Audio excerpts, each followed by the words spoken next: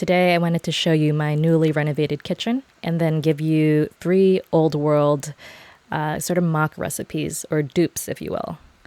This is James. He is the resident chef at the base and he hardly ever leaves it. He just stays here and cooks. So yeah, this is the new kitchen. I don't know if anyone's watched my first base video and if you could remember that this was the bedroom before.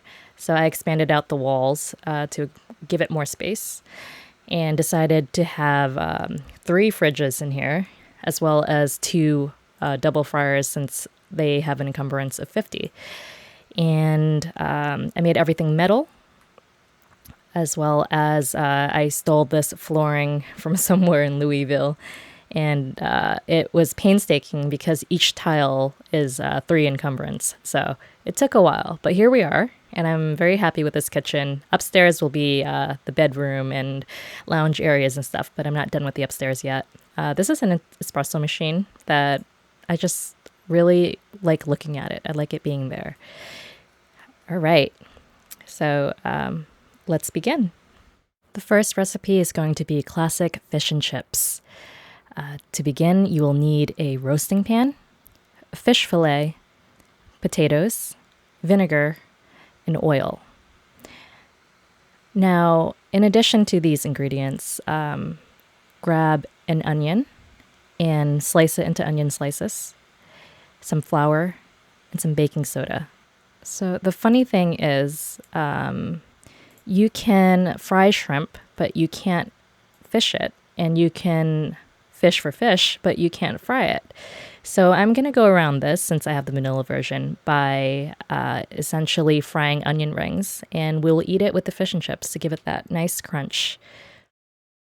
So let's prepare the onions first. We are going to slice these onions, and we're going to make fried onion rings. Okay. And now for the fish, we're going to add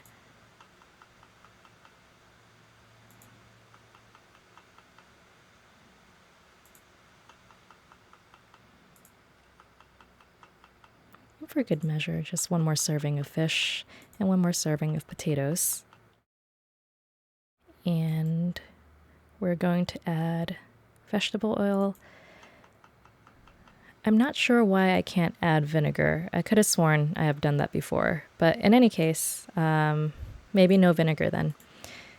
Take all of your ingredients, turn on your oven. You can set it to the default settings and placed in the roast along with the onion rings. As you can see, this is a very filling meal, coming in at 2,686 calories. So I suggest eating it, maybe 1/4 to half a serving at a time. As far as the onion rings go, they come in at about 200 calories each. So they're cooked. We're going to name this fish and chips, even though I know it's not as good as the real thing. But what can you do? You're in an apocalypse and you just take what you can get. All right, and that was the first meal. All right, the second meal we're going to make is a shepherd's pie.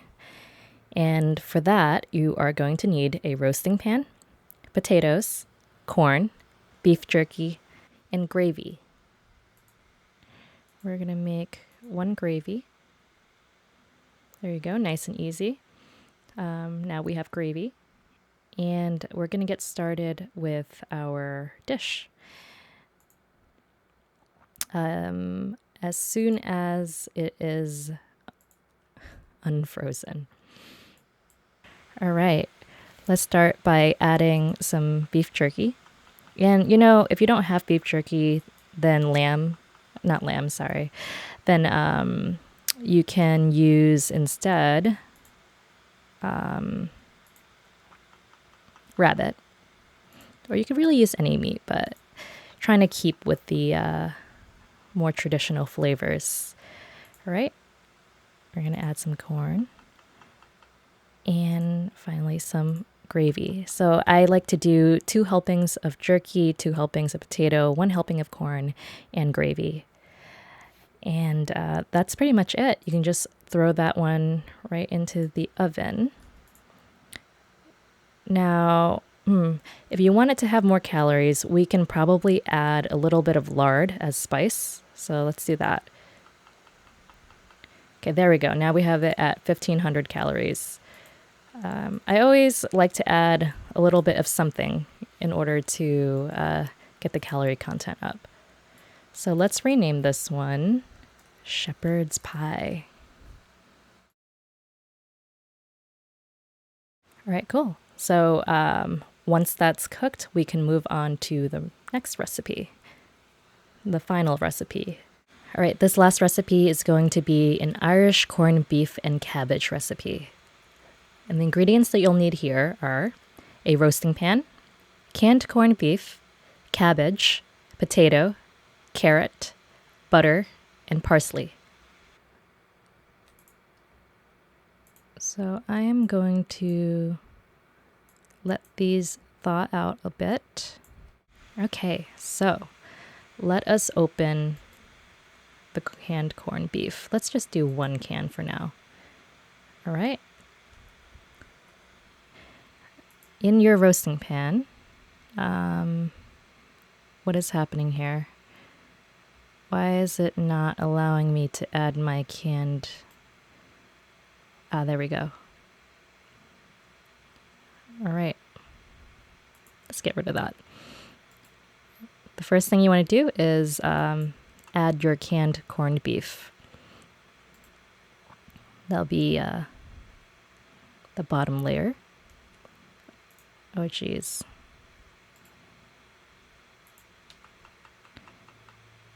All right. Next, you're going to want to add your vegetables. So I'm going to grab some cabbage, some carrots, and 2 servings of potatoes. Or you can do 2 servings of cabbage. I'm trying to think. Actually, yeah, let's do 2 servings of cabbage since that is the name of the dish. All right. And now we're going to also add some butter. Let's add some parsley at first. We're going to add the butter. All right. This is at 2,047 calories. And we're going to rename this corned beef and, not beige, corned beef and cabbage. All right. So those are the 3 recipes I have for you today. In the next video, I will give you 3 more recipes. I haven't decided what yet, but I hope you enjoyed this.